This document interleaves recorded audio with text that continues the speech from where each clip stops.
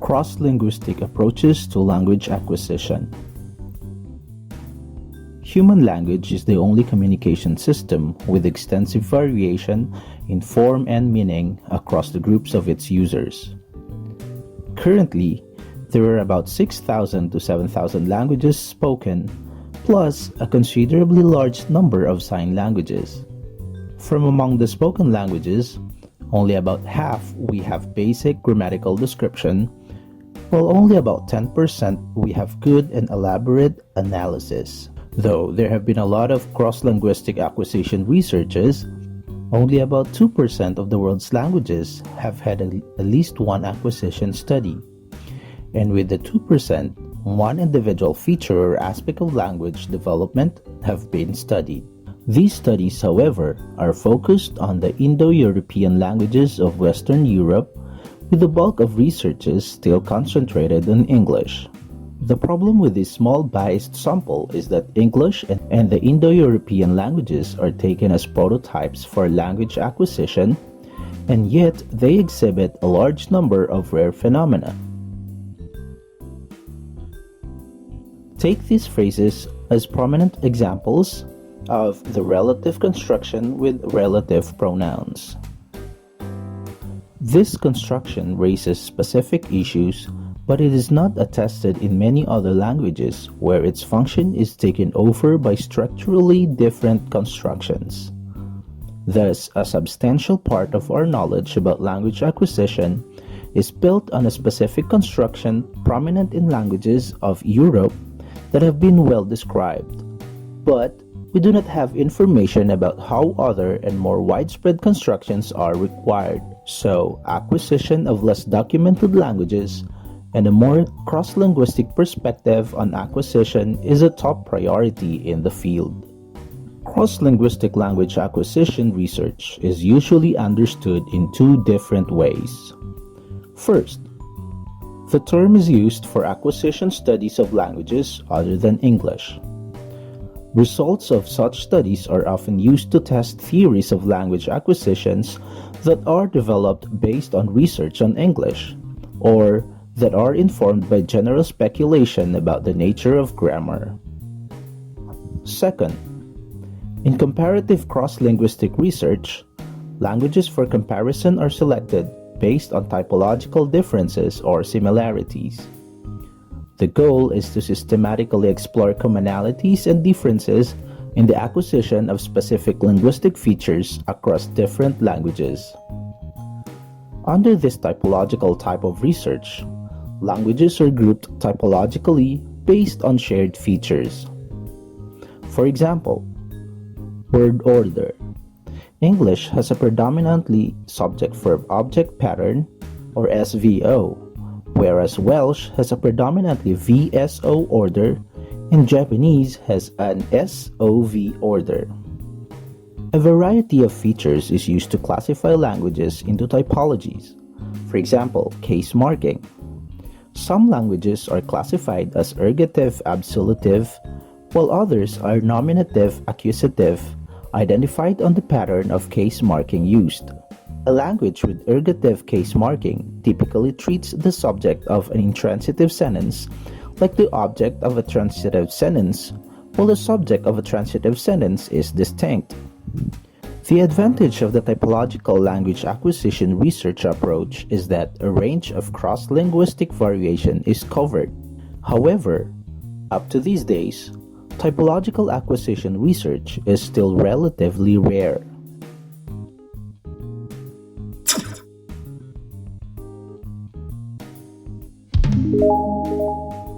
Variation is found at all linguistic levels: phonology, morphology, syntax, semantics, and pragmatics.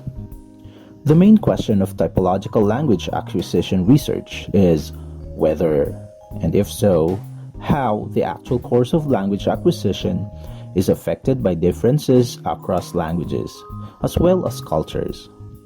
However, language acquisition research is very much guided by what is understood to be, and this affects how typological research can be conceived. In approaches to language acquisition which adopt a nativist perspective, Linguistic diversity and variation originally played a marginal role. This has changed somewhat in current work that incorporates data from a wider range of languages. Within nativist approaches, explanations of how children deal with variation range from performance factors to the assumption of innate mechanisms. In one version of the theory, a small set of parameters was proposed to limit the possible syntactic variation. In contrast, the cognitive, constructivist, or usage-based theories assume that children construct their languages from a small set of item-specific and low-scope constructions. For usage-based approaches, cross-linguistic variation is the key importance because item-specific constructions are necessarily also language-specific, and the variation in linguistic structure is likely to have an impact on how individual constructions are learned. Dan Slobin, who has been leading a visionary initiative in expanding our understanding of similarities and differences in the acquisition of languages of different types, launched a large pioneering project with sketch descriptions of language acquisition of 28 languages, ranging across a wide range of families. A number of language acquisition researchers provide selective, mostly uniform summaries of what we know about the acquisition of these languages. The rationale behind his approach was that different types of languages pose different types of acquisition problems, and the cross-linguistic method is a method for the discovery of general principles of acquisition. Slobin's goal was to use this cross-linguistic data to determine the relative difficulties in acquiring formal devices. The data used in Slobin's collection stems from a number of different resources such as diaries, experiments, and longitudinal studies of children varying in ages across different time spans and stages of development, making the data heterogeneous. However, the chapters provide valuable insights, and some similarities and differences in the acquisition of different languages emerged. Bates and McWhinney proposed the competition model to account for some of the different patterns of acquisition found across languages.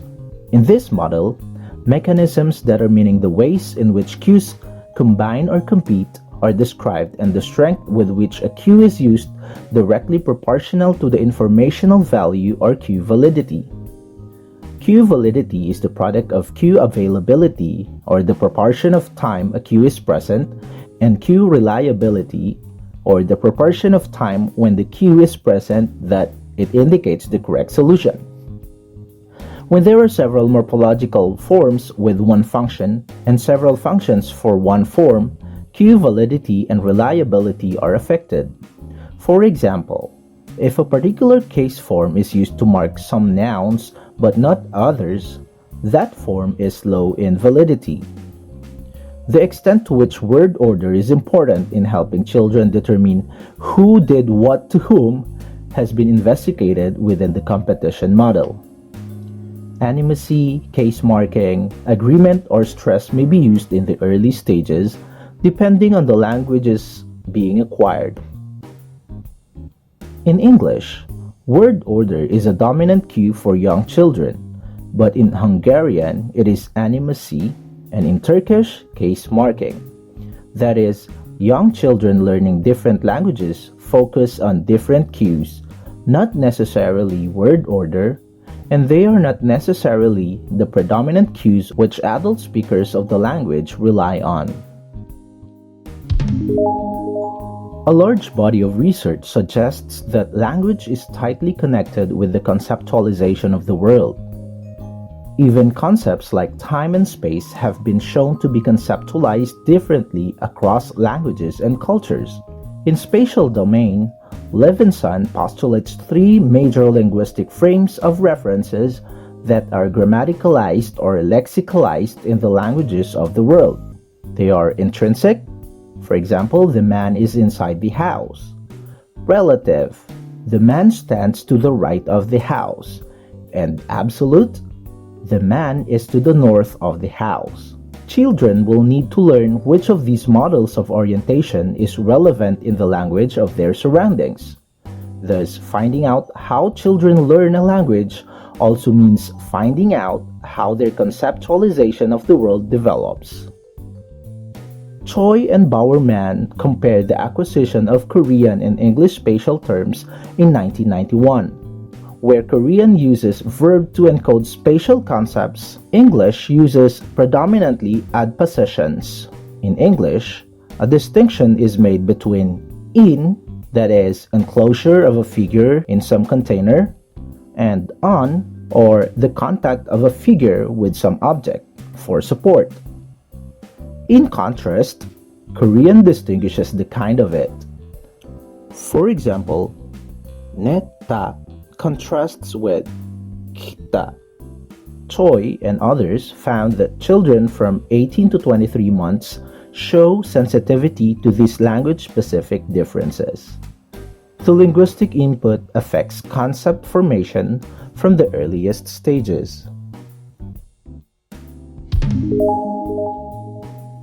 There are approximately 3,000 categorically distinct sounds used in living languages, and there are quite a few more that would, in principle, be possible. In their first year, babies build up language-specific phonetic prototypes which help to organize sounds into categories. This also holds for children acquiring tone languages. Languages differ in the number of phonemes in their sound system. Rotokas in Papua New Guinea is the language with the smallest known inventory with 11 phonemes, while Ta, also called Ko in Botswana, is the largest with approximately 153 phonemes. Out of the 122 consonants of Ko, there are about 83 clicks, which are preferred word initially over non-clicks. Examples of English clicks are or clicks are known to be complex to produce and range among the most complex articulatory speech sounds. Children learning such a complex sound system might differ systematically in word learning strategies from children learning languages with a smaller inventory.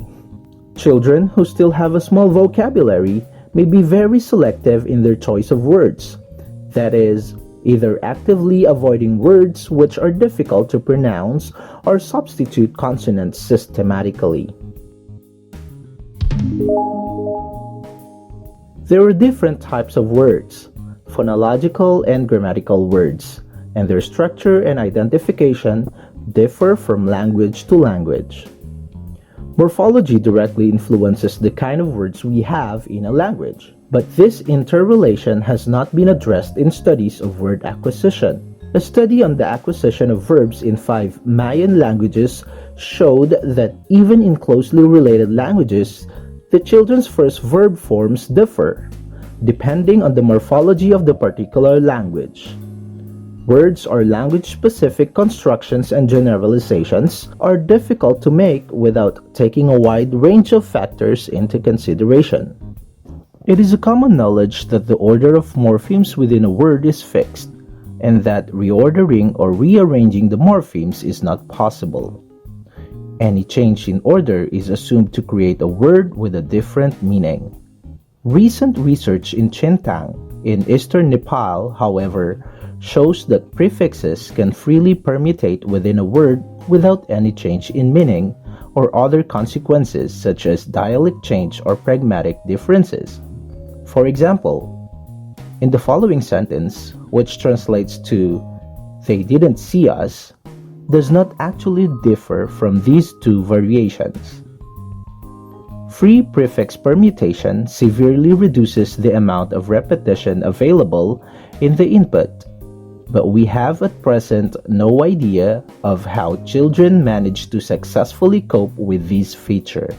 A major finding in word learning has been that children in their early word use tend to prefer nouns over verbs. This observation is based on a number of languages including English, German, Japanese, Kaluli, Mandarin, and Turkish. The generalization, however, is based on a survey of early vocabulary studies collected from a variety of independent studies conducted by different researchers. Subsequent studies on other languages such as Tseltal, Mandarin Chinese and Korean, and a reanalysis of the English data have shown mixed results. Verbs seem to be more represented in the early vocabulary of Korean, for example.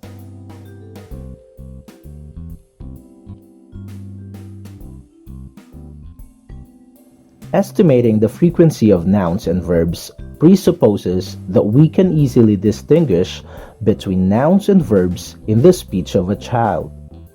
However, this can be often a challenge both in child language and in some languages in general.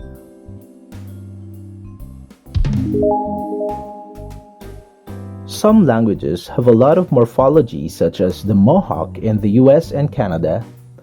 Other languages such as English or Mandarin Chinese have very little morphology, and Vietnamese has none.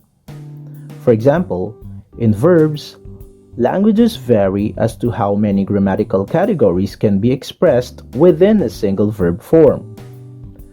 Bickel and Nichols report a range between 0 or with no evidence of any inflectional form in the verb, as in the Vietnamese, and 13 for Coasati, a Native American language. Grammatical categories expressed in the verb can cover a wide range, from more familiar categories like tense, aspect, or negation, to less well-known but widespread categories like evidentiality, or the grammatical marking of evidence for a statement, and meritivity, or the grammatical marking of new and unexpected information, to less common categories like honorificity or switch reference. The more verbal categories encoded, the more verb forms a given language exhibits. English expresses 3 grammatical categories in the verb: person of subject, number of subject, and tense, with only 2 forms to mark them. In contrast, the Sino-Tibetan language Chintang obligatorily encodes 8 categories, and speakers of the language need to make choices in all 8: tense, mood, aspect, polarity, person of subject, number of subject, person of object, and the number of object. A transitive verb in this language has up to 983 distinct forms. Even though with many verbs, some of these forms are rarely used, but they are still part of the grammar of adults, and children will acquire them. The number of verb forms to acquire adds complexity to the task of acquisition, but the way the forms are encoded also adds complexity. In Turkish, for example, each morpheme encodes 1 meaning. In contrast, Russian or Polish are inflectional languages in which forms combine several elements of meaning.